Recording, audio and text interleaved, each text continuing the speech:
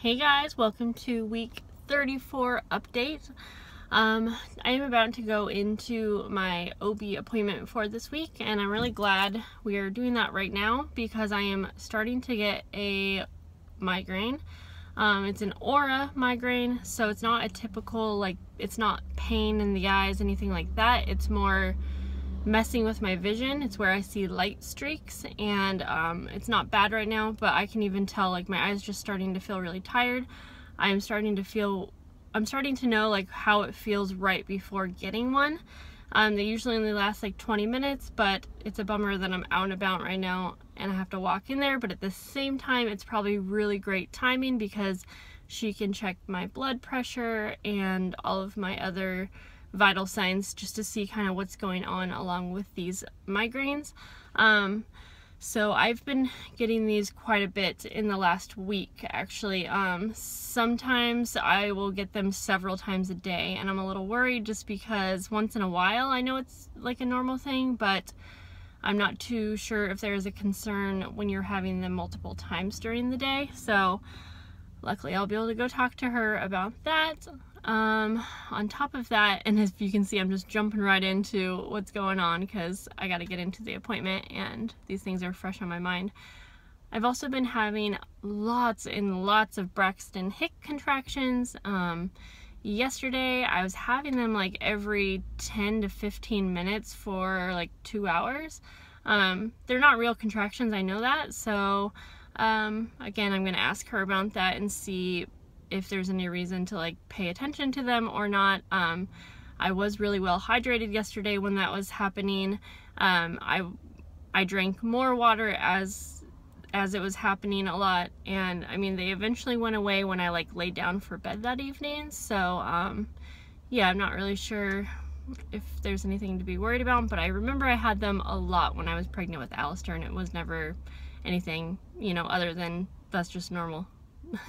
The last thing is I'm starting to get really itchy. I'm getting little rashes on my neck, on my face, under my boobs, and my stomach. So we will see what's going on with that, see if I have PUPP. I don't know if it's called PUP, but it's some type of a rash that you have up until you give birth. But those are my updates so far. It might sound like lots of complaining. Other than that, honestly, I'm feeling pretty good. So I'm gonna go in, talk to my doctor, and I will check back with you guys after my appointment. So I'm back at you about 3 days later. I forgot to update after that appointment because it was a really hot day and I was really tired.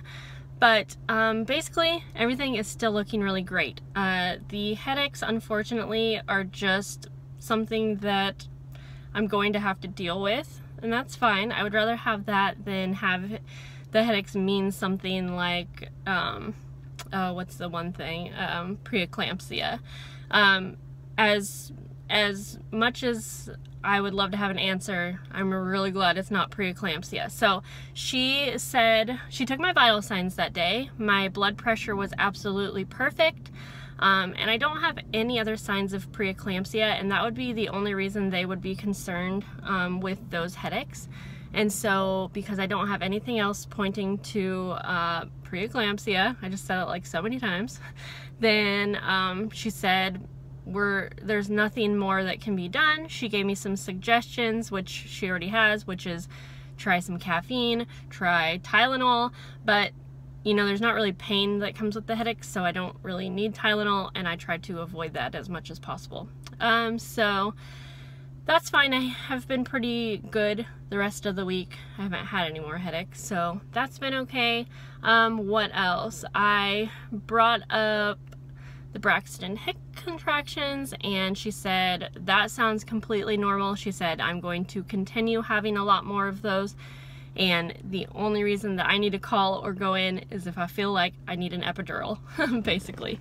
So I really don't need to pay attention to those, and honestly, since she has said that, I feel like it's been, I haven't been paying as much attention to the Braxton Hicks contractions, so that's been good. I don't know if I mentioned earlier that I've also been having a rash, and it seems to travel on my neck and then my face and then my boobs and my stomach, and same with everything else. There's nothing to be concerned about that as well. There's nothing I can really do about it. So everything is looking good. So I actually came back today for a growth ultrasound. My doctor just wanted to have one more ultrasound where we could see the baby's size and just make sure everything is looking good, making sure baby is not too small or not too big. And my baby is the perfect size. It looks to be very similar to what Alyster's body style was. He was always in the 95th percentile for height and weight. However, his head was always in the 5th percentile. Basically, it all looks good.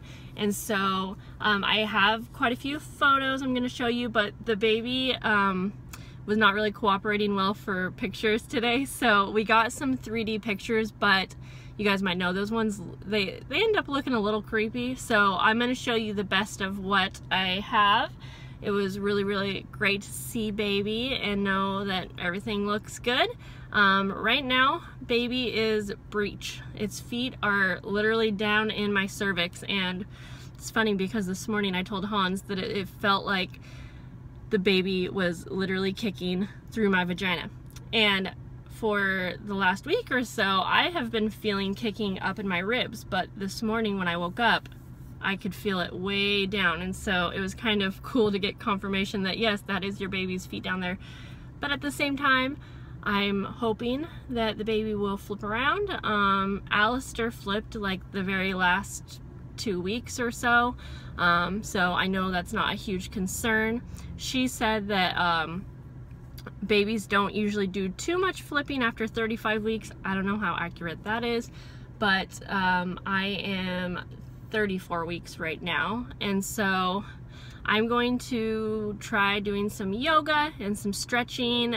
She said swimming is really good, so I'm gonna look up and see what different things I can do to hopefully help the baby flip around, because yeah, the last thing I want is a breech baby. I mean, I'm sure it's not the end of the world, but definitely want that baby's head to be down, and I'm almost certain that it has been down a lot of this time. So you know, she said the baby could just still be kind of flipping around. So let me know if you have any suggestions for how to flip my baby around and get it to stay there. That would be awesome. I don't think I have anything else to add. I feel like there's a lot to add in here, so I'm going to show you some photos right now. I'll just do like a little photo slideshow, and I will continue to update you guys. It is starting to get really close to time, so I might be updating you more than I have been. Let me know if you have any requests. I know there's a lot of videos I had planned to do during this pregnancy that I never did. It's just gone by so fast, and I was sick, so much of it, but we are getting near the end and I couldn't be more excited. So here's some cute photos for you guys.